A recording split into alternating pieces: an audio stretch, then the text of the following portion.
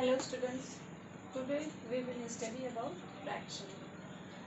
Fraction means whole parts का sum parts, कुछ part पूरे ये parts हमारा ये बोर्ड भी हो सकता है, किसी चीज़ की काउंटिंग भी हो सकती है, क्लास में स्टूडेंट्स की काउंटिंग भी हो सकती है, कोई भी एक पार्ट मीन्स उसका थोड़ा भाग, छोटा भाग, होल पार्ट। तो फ्रैक्शन में सबसे बड़ा नंबर हमारा क्या होता है? वन मीन्स वन वो काउंटिंग का वन नहीं, होल में वो कुछ भी हो सकता है। एक ग्लास पानी भी हो सकता है, एक जग पानी भी हो सकता है, 100 भी हो सकता है, 1000 भी हो सकता है, होल वही है। तो फ्रैक्शन में अब हम एक एक चीज़ें करते हैं, कंपेयर करना, ऐड करना, सब्ट्रैक्ट करना, डिवाइड, मल्टीप्लाई सब। तो सबसे पहले फ्रैक्शन को हमें, कोई भी फ्रैक्शन में 2 पार्ट्स होते हैं। ऊपर हम लिखते हैं न्यूमरेटर और नीचे होता है हमारा डिनोमिनेटर। इसके बेस पे फ्रैक्शन के कुछ टाइप्स हैं। जैसे फ्रैक्शन के टाइप में हमारा फर्स्ट आएगा लाइक फ्रैक्शन,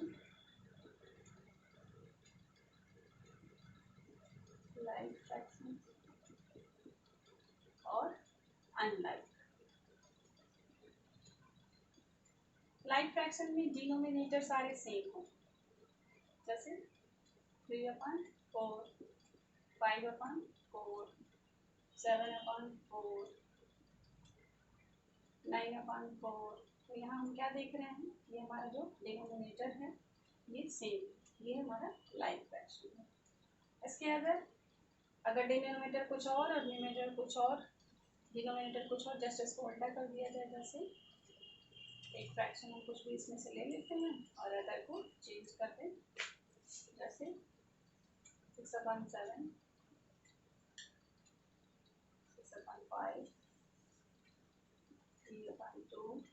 तो यहाँ पे हम क्या देख रहे हैं, डिनोमिनेटर हमेशा चेंज है, यहाँ 7 है, यहाँ 4 है, यहाँ 5 है, तो ये अनलाइक। यहाँ लाइक और अनलाइक इसके डिनोमिनेटर के ऊपर डिपेंड करता है। ये हमारे ये लाइक और अनलाइक होता है। अब इसमें हम करते क्या हैं, दिए गए किसी भी फ्रैक्शन को सबसे पहले हमें करना होता है सिंपलेस्ट फॉर्म में चेंज। इसके लिए हमें इक्विवेलेंट पता होना। इक्विवेलेंट मीन्स उसी रेशियो में, उसी के इक्वल। मीन्स कि जैसे एक फ्रैक्शन हमारे पास है 2/3, इसका इक्विवेलेंट निकालने का रूल यही होता है कि 2 में जो नंबर से हम डिनोमिनेटर में मल्टीप्लाई करते हैं उसी नंबर से न्यूमरेटर में भी मल्टीप्लाई करते हैं। उसके बाद जो हमें प्रोडक्ट मिलता है वो उसका इक्विवेलेंट होता है। जैसे हम 2 1 से करते हैं तो नंबर वही मिलेंगे, इसलिए 2 से स्टार्ट करते हैं। 4 एंड 6 मीन्स कि 2/3 का इक्विवेलेंट होगा 4/6। ऐसे ही कुछ और भी हम निकाल सकते हैं। 2/3 जितना हमारा हमसे क्वेश्चन में हमारे पूछा जाएगा, 3 से कर लिया हमने, 2 3 टाइम्स 6 एंड 3 3 टाइम्स 9। यहाँ भी 2/3 का इक्विवेलेंट 4/6 एंड 6/9। कुछ और ऐसे ही आगे सीक्वेंस में आप करते जाएंगे तो आपको आगे इक्विवेलेंट इनके मिलते जाएंगे।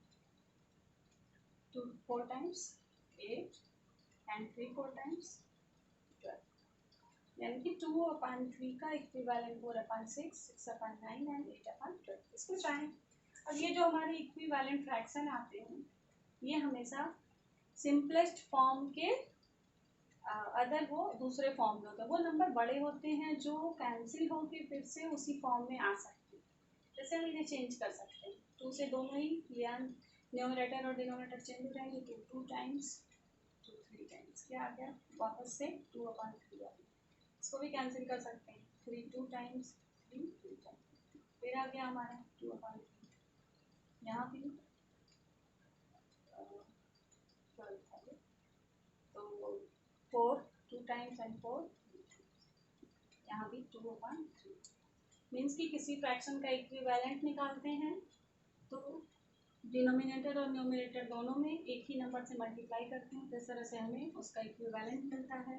उस नंबर को अगर हम कैंसिल करें और सिंपलेस्ट फॉर्म में चेंज कर दें तो वही फ्रैक्शन हमें फिर से मिलता है। क्वेश्चन 2 बनते हैं, एक तो सिंपलेस्ट फॉर्म में चेंज कर लें, सिंपलेस्ट फॉर्म में चेंज करने के लिए आता है। अदर दूसरा होता है कि इक्विवेलेंट पूछता है। तो 2 चीज़ें हमने एक साथ, और लाइक अनलाइक आपने पढ़ लिया। दूसरा होता है प्रॉपर और इम्प्रॉपर। प्रॉपर फ्रैक्शन देखिए,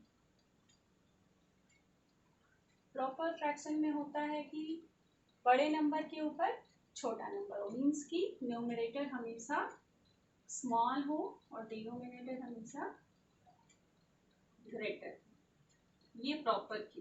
लेकिन इम्प्रॉपर जो होता है, इम्प्रॉपर में डिनोमिनेटर हमेशा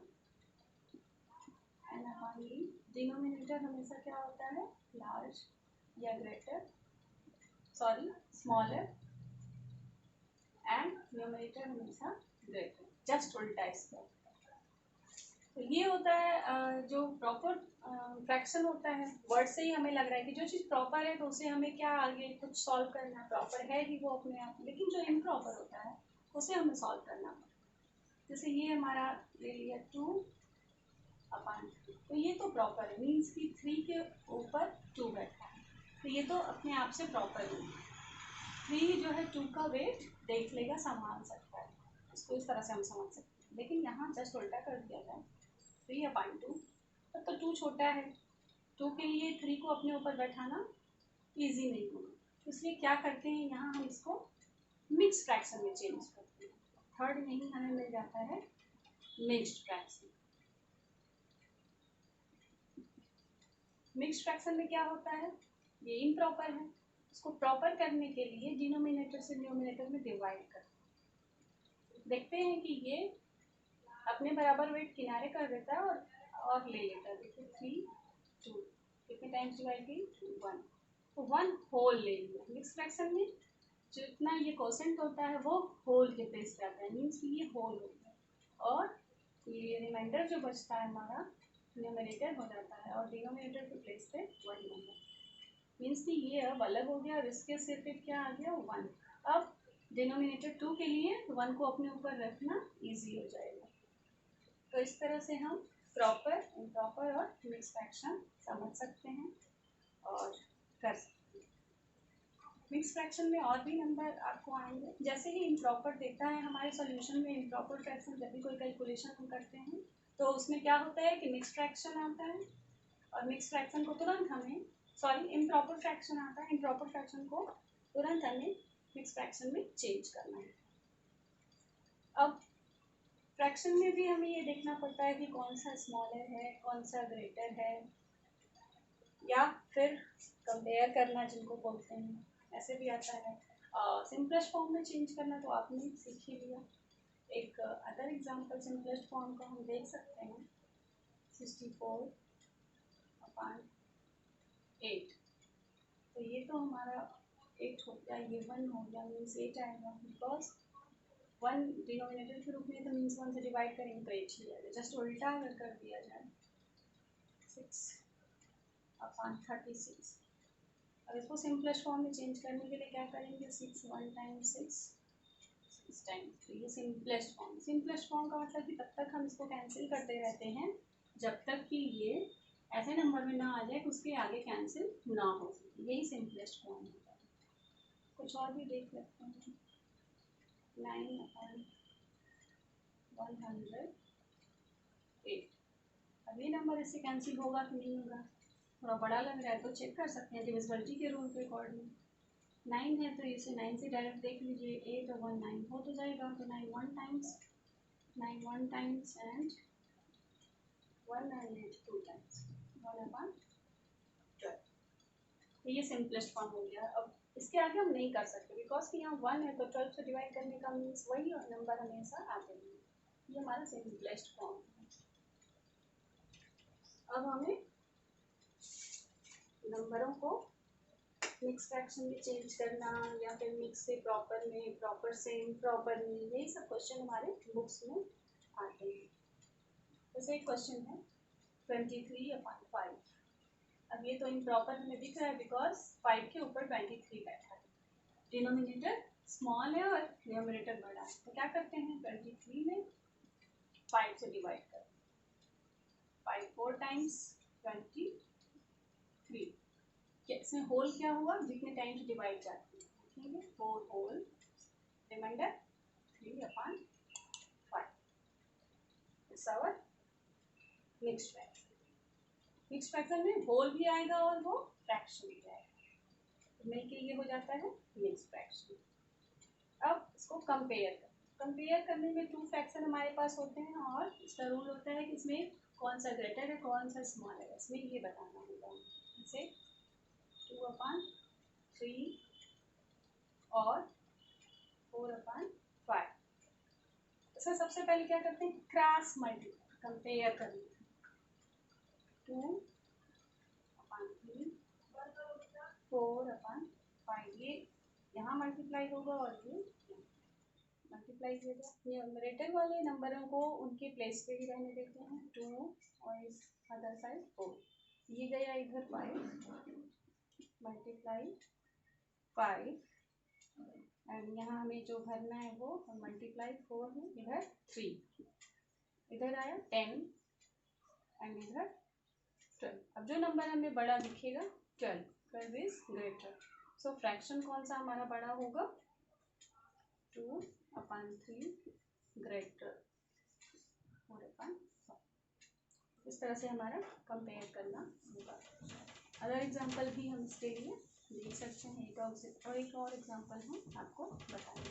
तो ये तो अभी 2D फ्रैक्शन है। अदर एक साथ कई सारे फ्रैक्शन जब आते हैं तो हमारा कैलकुलेशन थोड़ा सा लेंदी होता है, और उस टाइप की कैलकुलेशन करते समय कुछ बातों का हमें ध्यान देना चाहिए। जैसे एक फ्रैक्शन हमें है, अभी तो 2 ही फ्रैक्शन का हम देखते हैं, जैसे 1/2 1/2